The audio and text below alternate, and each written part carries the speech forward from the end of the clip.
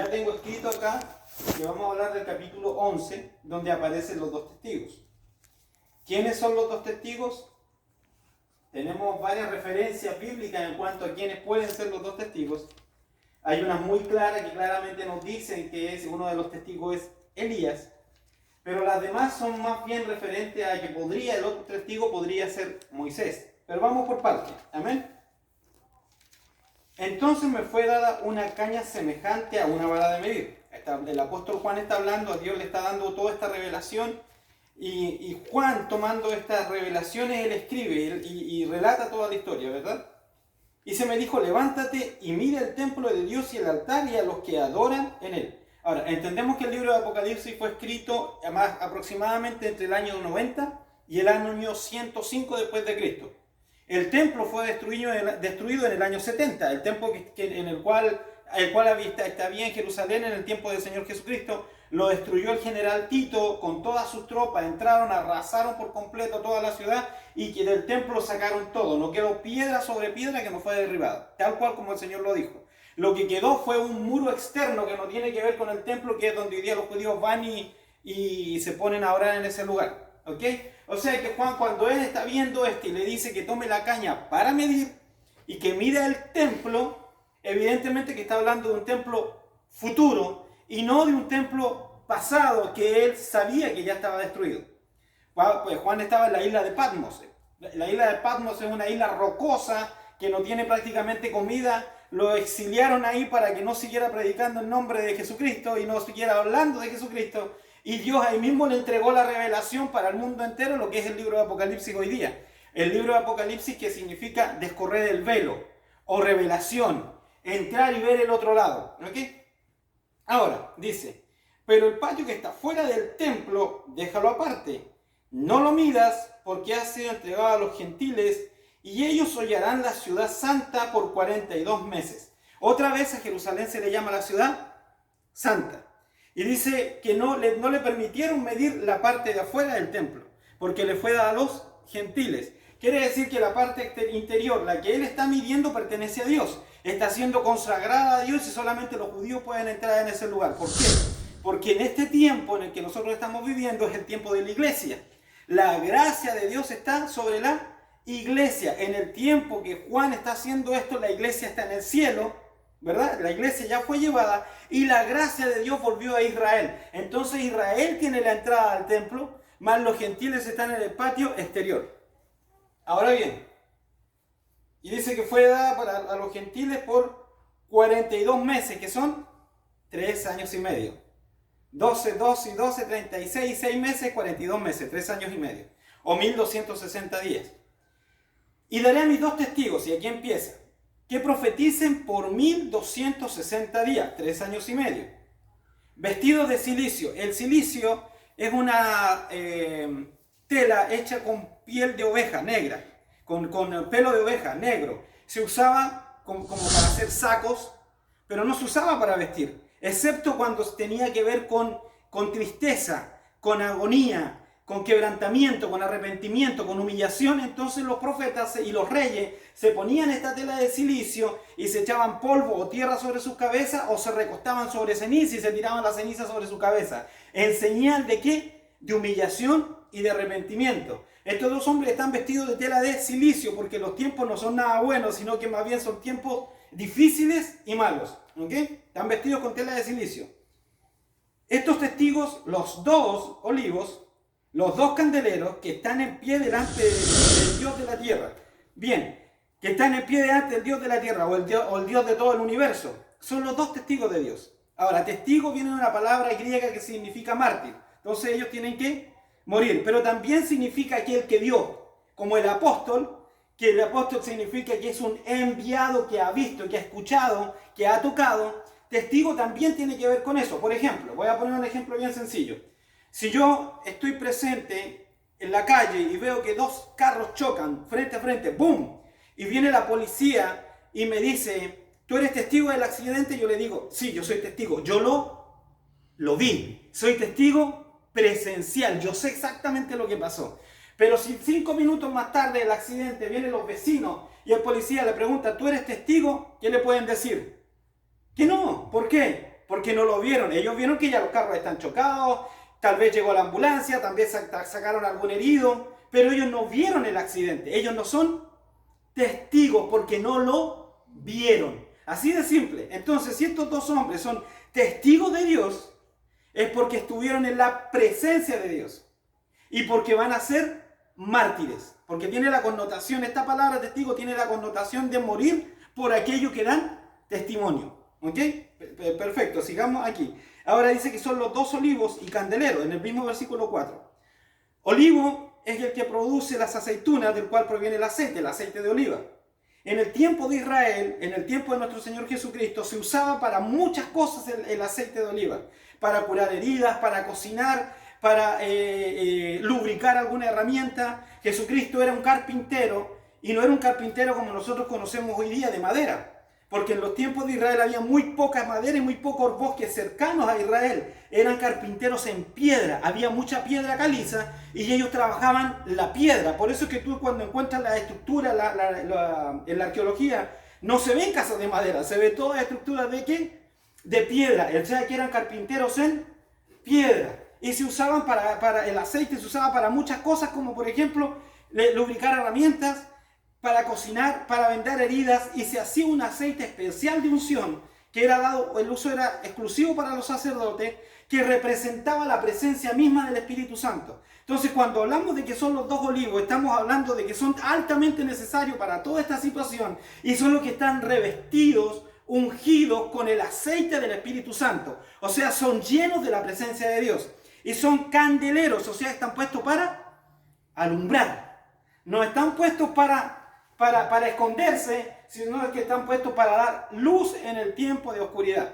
Nosotros usamos las linternas cuando está todo oscuro, no hay luz y hay que alumbrar porque uno tiene que ir viendo por dónde va caminando. En un bosque, en una calle, en mi país, en los campos, cuando la gente no tiene electricidad, tiene que usar sus linternas y cosas. Las bicicletas tienen esos sistemas antiguos todavía en mi país, antiguo, que era una bobina que a medida que la rueda va girando, le va dando electricidad y va generando luz. Estos son dos candeleros, estos dos hombres son dos candeleros que están puestos para dar luz en este tiempo de la semana de la tribulación de 7 años.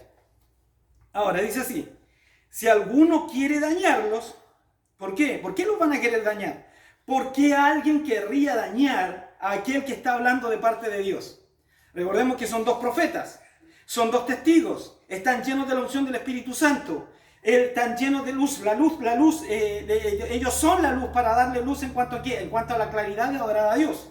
¿Okay? No es que sea linterna, pero su mensaje es un mensaje de luz. ¿Okay? Entonces, ¿pero por qué alguien quiere dañarlos? Simple, la iglesia va a ser quitada, ¡boom!, se va a ir al cielo.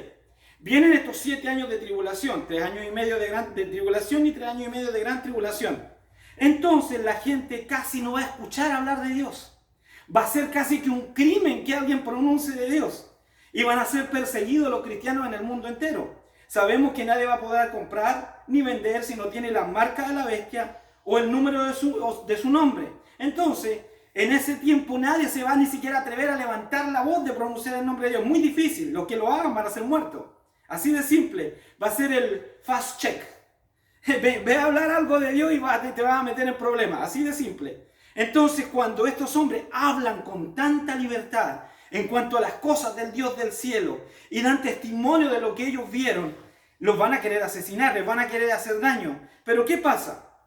Dice así, sale fuego, si alguno quiere dañarlos, sale fuego de su boca o de la boca de ellos y devora a sus enemigos. Si alguno quiere hacerle algún daño, debe morir él de la misma manera. O sea, su arma de defensa es que ellos tienen la autoridad de parte de Dios de dañar a todos los que intenten matarlos. Entonces yo puse unos pasajes aquí, fuego del cielo, Primera de Reyes capítulo 1 versículos 9 al 15, por ejemplo. ¿Quién fue este? Este fue Elías. Elías, antes de irse al cielo, en un torbellino de viento, sabemos que Elías se fue en el libro de Segunda de Reyes capítulo 11, versículo 1 y versículo 11 más adelante, nos dice que Elías se fue al cielo en un torbellino de viento. Dice que él iba caminando con Eliseo y apareció un carro de fuego con caballos de fuego, o sea, no fue un platillo volador, fue un carro con caballos, y dice que el carro separó a ambos, o sea, pasó Elías para un lado y Eliseo para el otro. Y Elías subió al cielo en un torbellino de viento. ¿Símbolo de qué? Del Espíritu Santo. Subió al cielo en un torbellino de viento. Ahora, antes de que esto pasara, este hombre Dios le dio la capacidad de poder hablar y fuego caía del cielo y consumía a sus enemigos. ¿Por qué pasaba esto? Porque tenía miedo, lo iban a matar. Él era el enemigo del rey Acab, que fue uno de los peores reyes de Israel. La esposa de Acab era Jezabel, que fue una de las brujas más grandes que ha habido en la Biblia, comparada con las que tenemos hoy en la Casa Blanca. Bueno, perdón, con todo lo que está pasando hoy día, ¿no? Ahora, este Elías tenía la capacidad de hacer descender fuego del cielo. Dios le dio esa capacidad. Y aparece luego más adelante en la transfiguración, pero vamos a llegar ahí. Dice, y devora a sus enemigos, y si alguno quiere hacerle daño, debe morir él de la misma manera. Estos tienen poder para cerrar el cielo, o sea, Elías. Cuando Elías oró, la lluvia se detuvo por 3 años, por más de 3 años. Y cuando Elías volvió a orar, el cielo volvió a soltar lluvia. ¿Ok? Elías tuvo esa capacidad de hacer que la lluvia se parara. Dios le dio esa unción, ese llamado, y de hacer que la lluvia se soltara. Acab lo odiaba y lo quería matar a cualquier costo. Entonces tenemos a Elías que tiene esta capacidad. Y dice así: estos tienen poder para cerrar el cielo a fin de que no llueva en los días de su profecía, y tiene poder sobre las aguas para convertirlas en sangre, para herir la tierra con toda plaga cuantas veces quieran. ¿A quién recuerdan ustedes que convirtió el agua en sangre?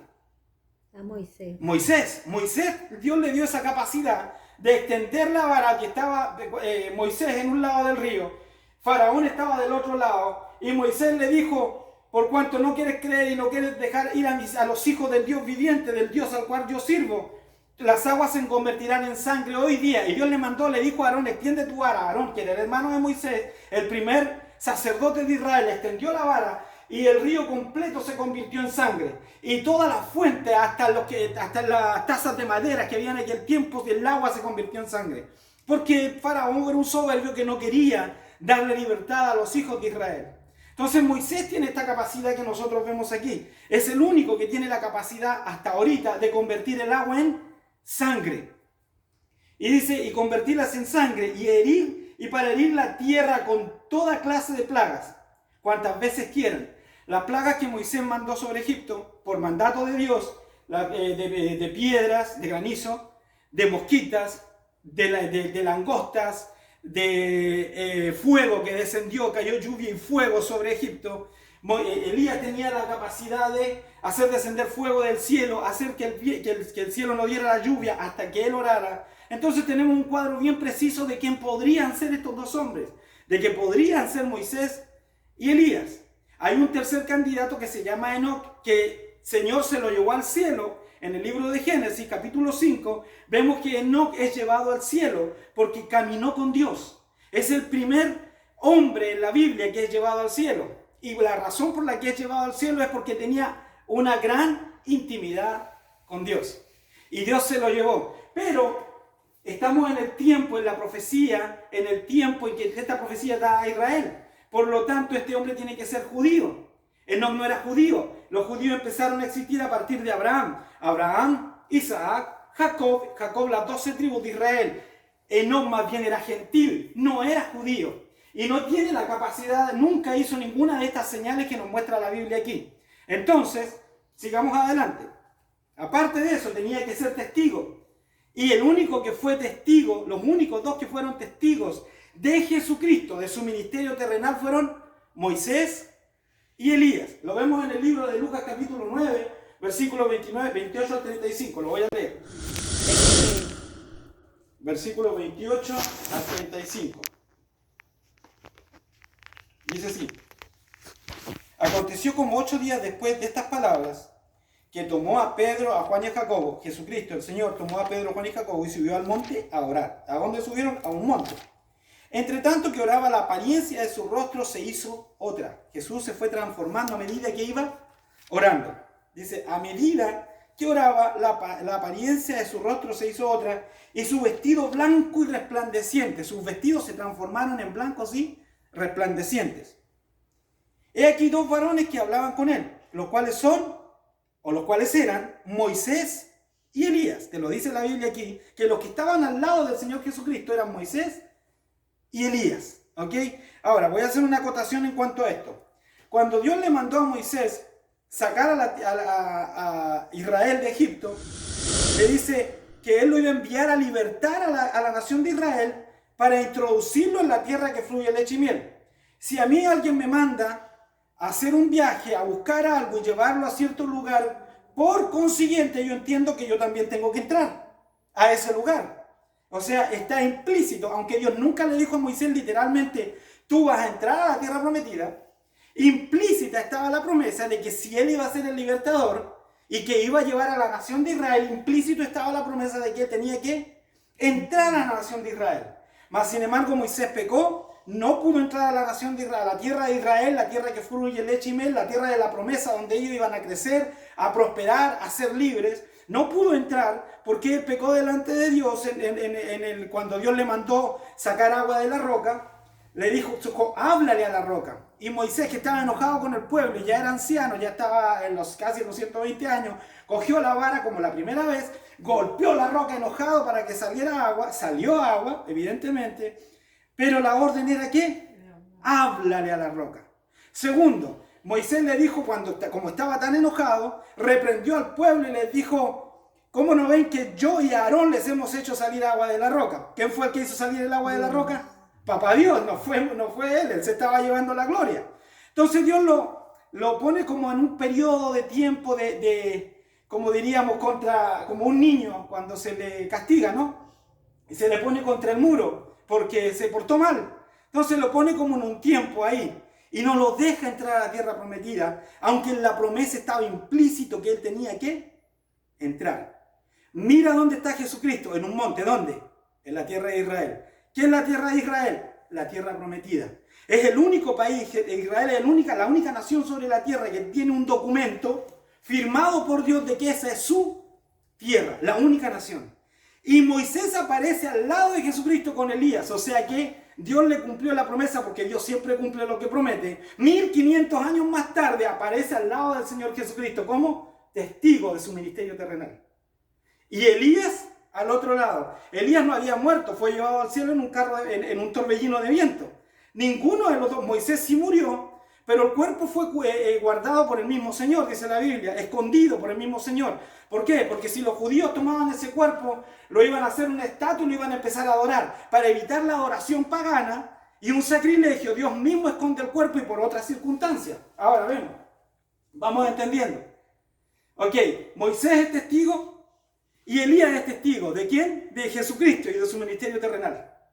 Son los únicos dos que son testigos literalmente. Entonces, en el libro de los Hebreos, capítulo 9, versículo 27, dice que es necesario que todo hombre muera una vez.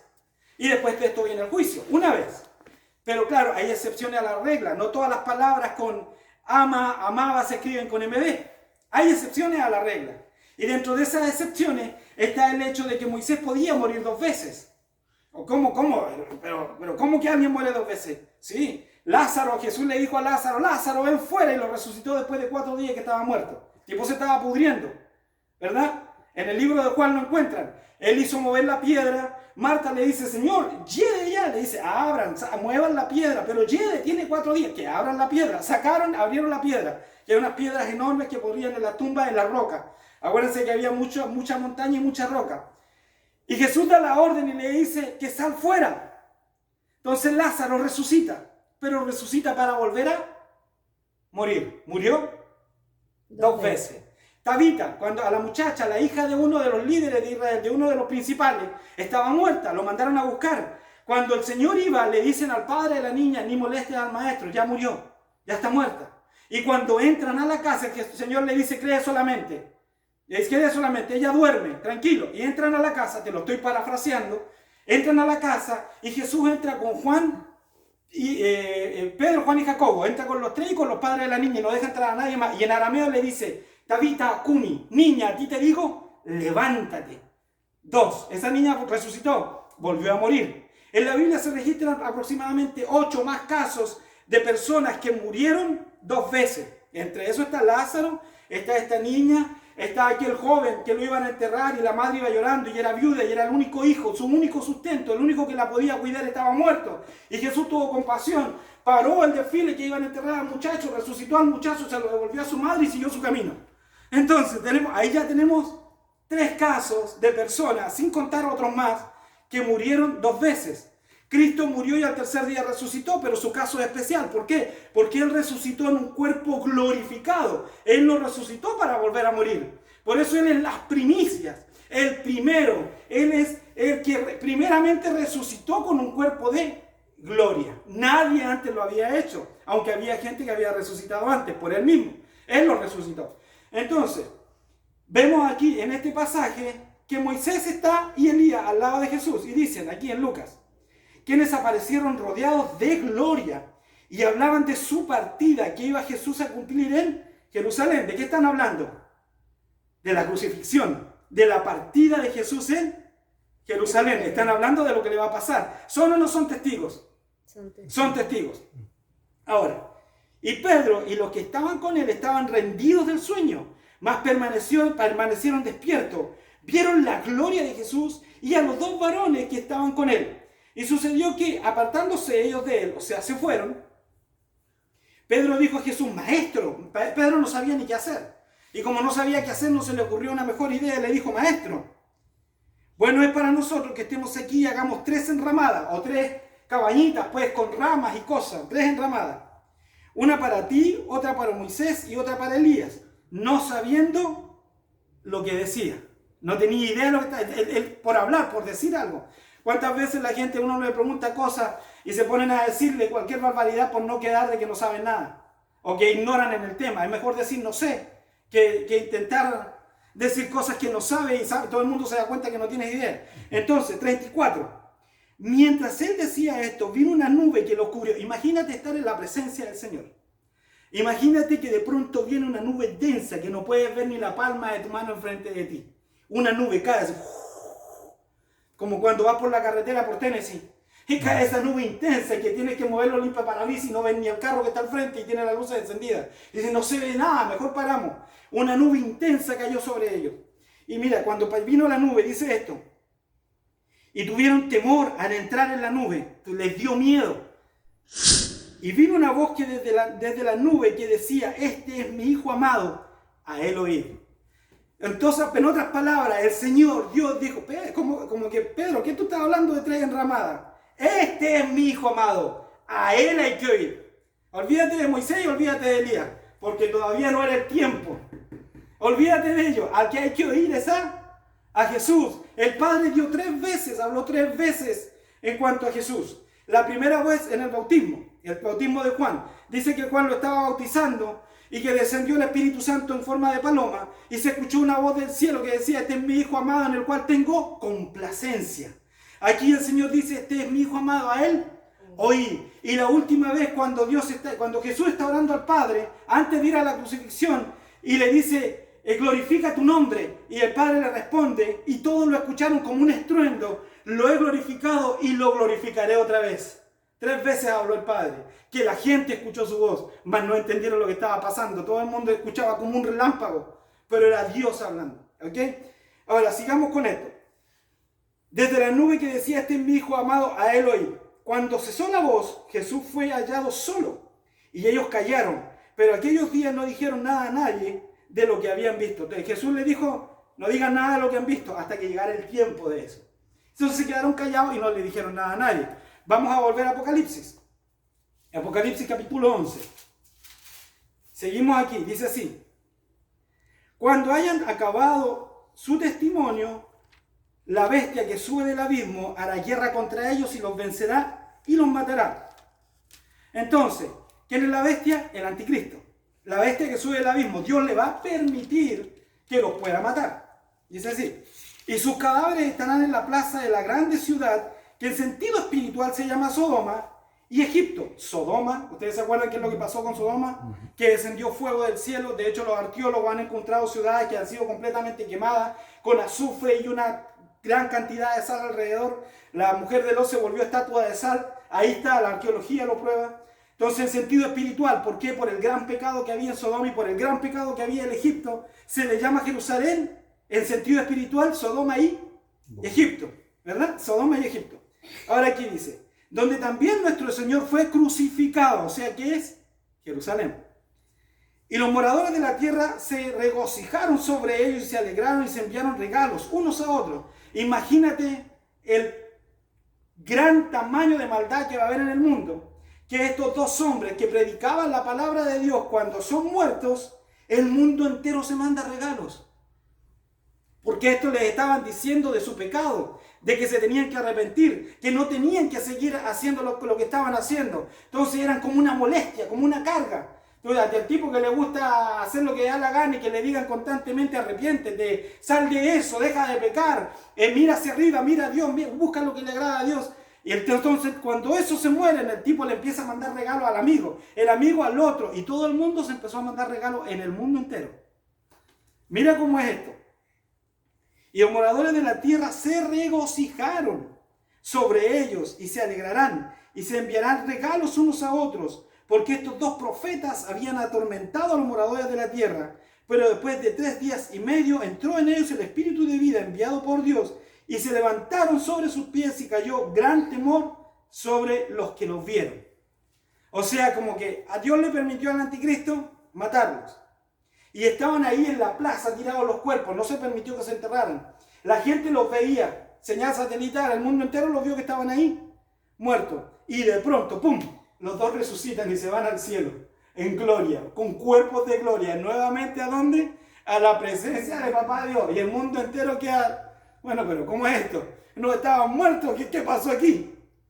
Dios mismo los resucita y los hace subir al cielo, haciéndole entender al mundo entero que el anticristo y Satanás no tiene poder ninguno.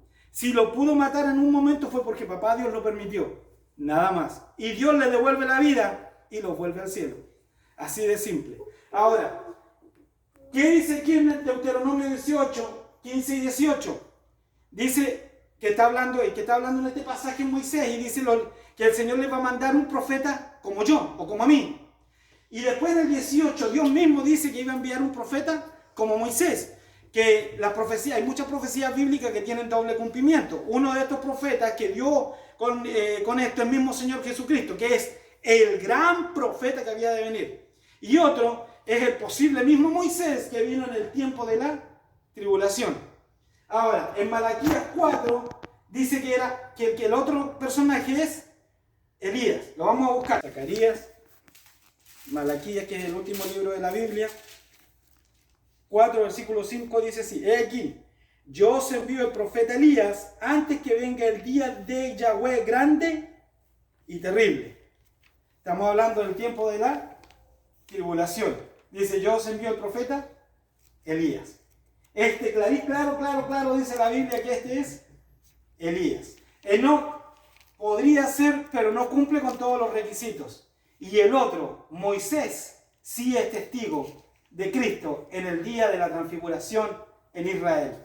Cuando la voz de Dios se hizo oír a los oídos de Pedro, Juan y Jacobo. Amén. Lo voy a dejar hasta aquí porque iba a seguir más adelante, pero vamos a entender esta parte. Si entienden todo esto bien, ya entendemos que los posibles 2 candidatos a ser los 2 testigos en el tiempo de la tribulación son Moisés y Elías. Son los que más claramente, Elías es uno de ellos, claramente.